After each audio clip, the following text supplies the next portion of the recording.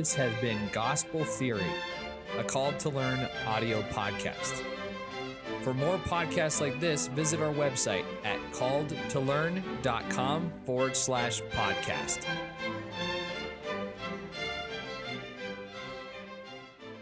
Welcome to Gospel Theory, where we're finding the truth of Jesus Christ amidst all of the rumors, all of the incorrect definitions, and all of the myths that are out there.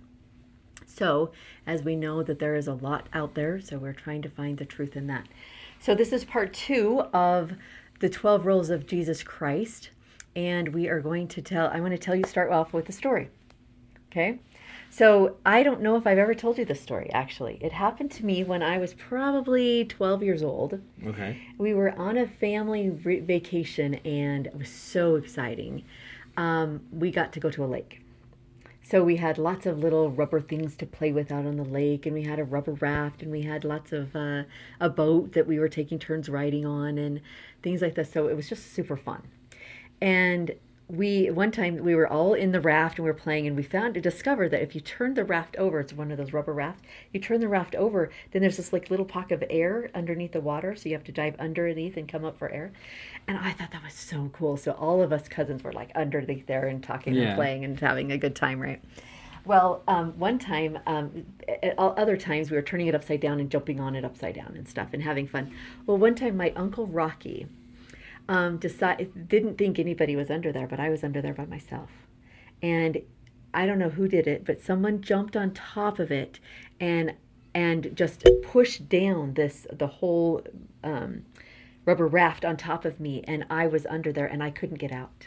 And I was drowning. I was trying to get out one way, and the boat just kept following me one way, or I was stuck in it, and I just panicked. And I remember thinking, my whole life is going to flash before me any second.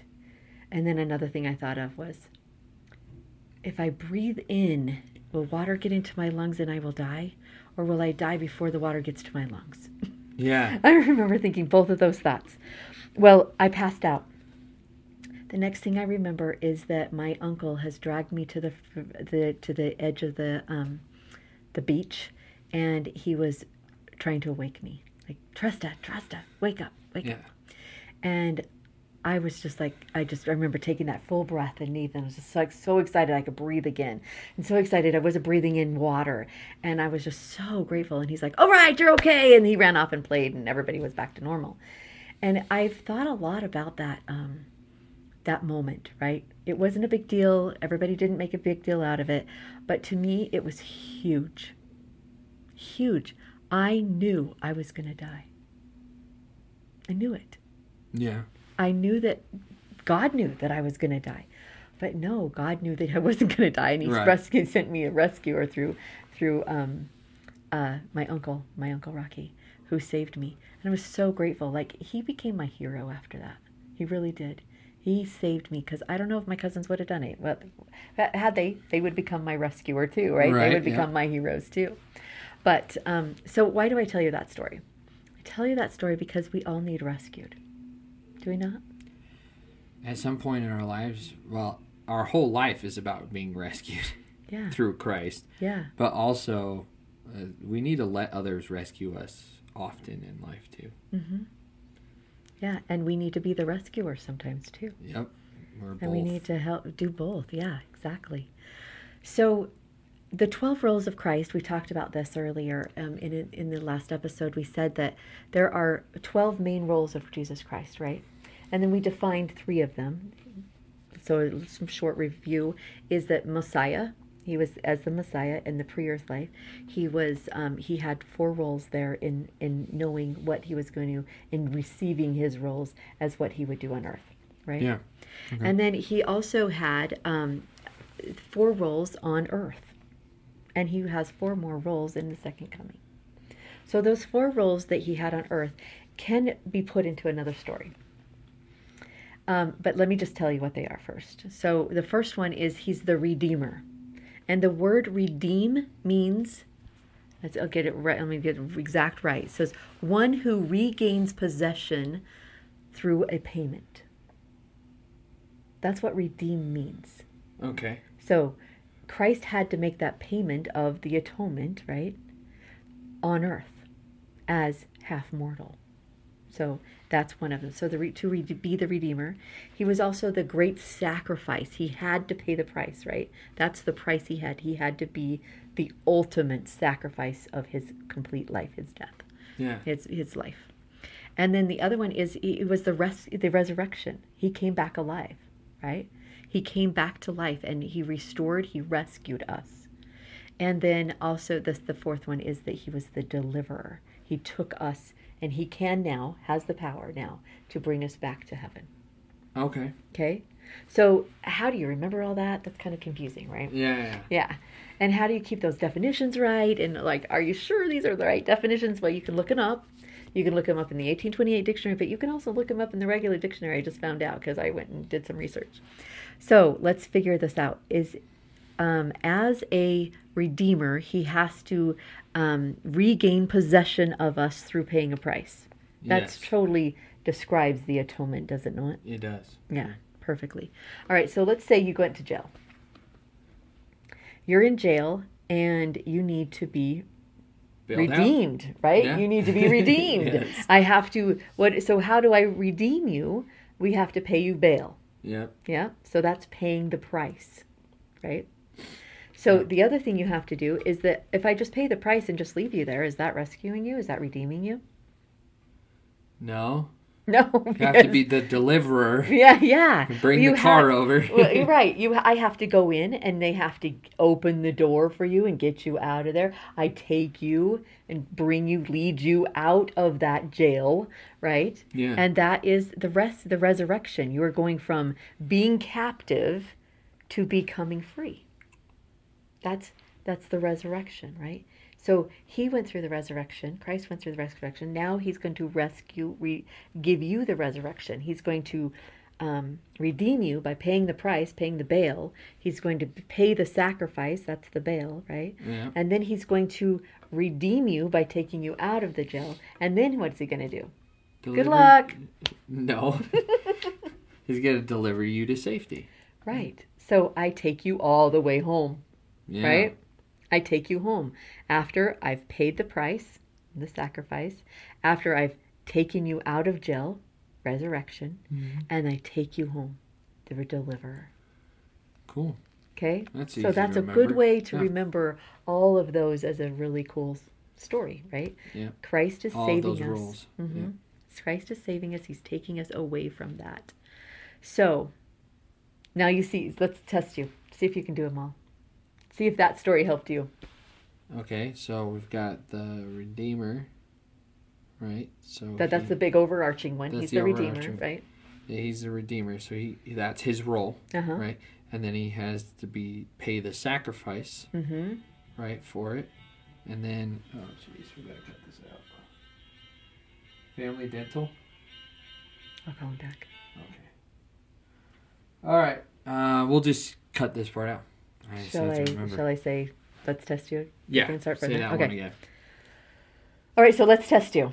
Okay. Because I told you that story, I'm confident that you know all of those roles. Yep. So let's see if you know all 4 of those roles of Jesus Christ. So we've got the Redeemer. That's the overarching one. That's his role, Mm-hmm. yeah. And then we have the sacrifice, which is the bail. Yep. Right? Mm-hmm. So he has to pay the sacrifice. Yep.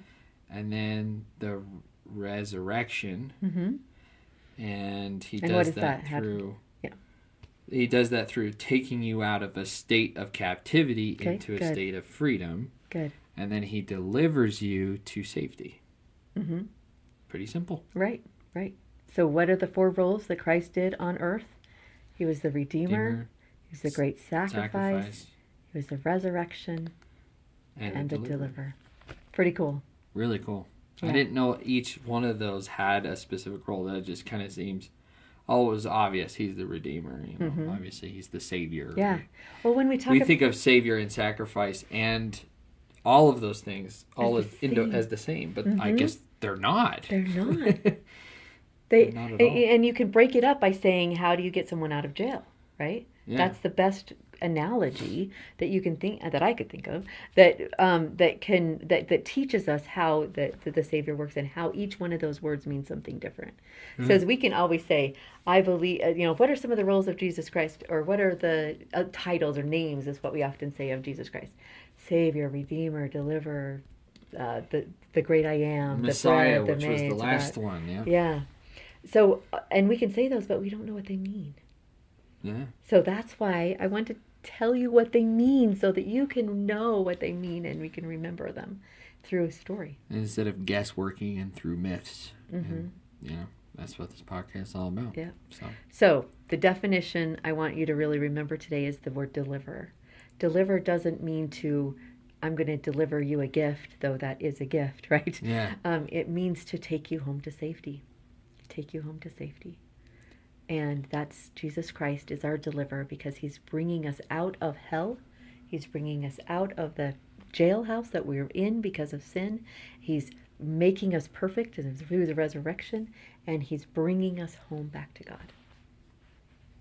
It's awesome. Yeah. And that's going to be every single one of us has that same story. Yes.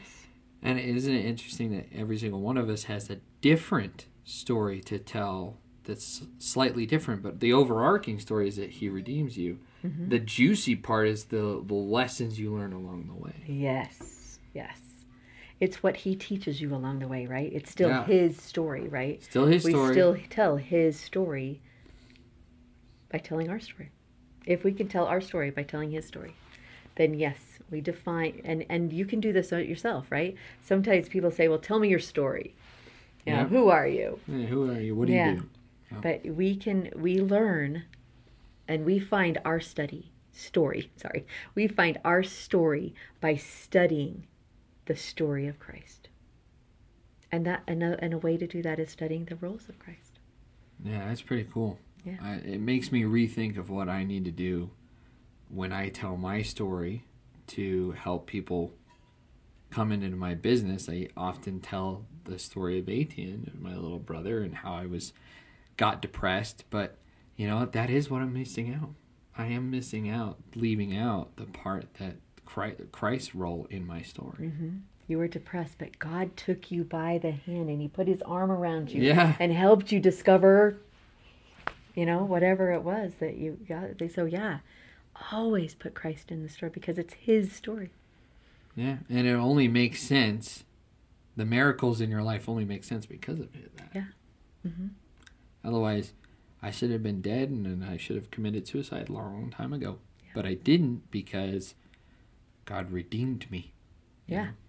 He paid the it's price, that literally. Same story, but it seems to repeat itself over and over and over again. He redeems me again and again and again. Yeah. But that's really cool.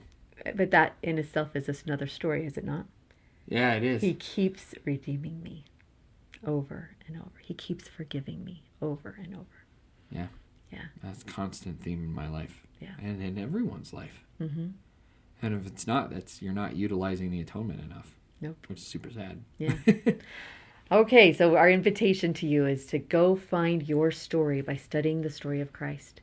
Study his roles, what he has done, especially through what he did on the earth, through being the Redeemer, the one who gains possession of us again by paying a price. One of the activities that you suggested to me, and this was last year when a lot of bad stuff was happening financially with me, you're saying, look at the miracles. Write down the miracles. I would do that same thing. That helps you find your story through his story. Mm-hmm. Yeah, it's where you put your focus, right? Yep. Yeah. You focus on the miracles, you'll get more miracles in your life. Yeah, and you'll realize... You focus on his story, you'll understand your story. And you'll understand why certain things had to happen. Yeah. Yep. Pretty cool. Jeffrey R. Holland says, go back through and find his hand in your life every day. And that'll make you happy. Mm-hmm. Super happy. Yeah. Yep. So finding, what did we say in one? Finding joy amidst all of the sorrow that happens in this life. Yeah. Yep. And remember, remember who you are by following the stories of Christ. Thank you for joining us. Thanks for listening. This has been Gospel Theory, a Called to Learn audio podcast. For more podcasts like this, visit our website at calledtolearn.com/podcast.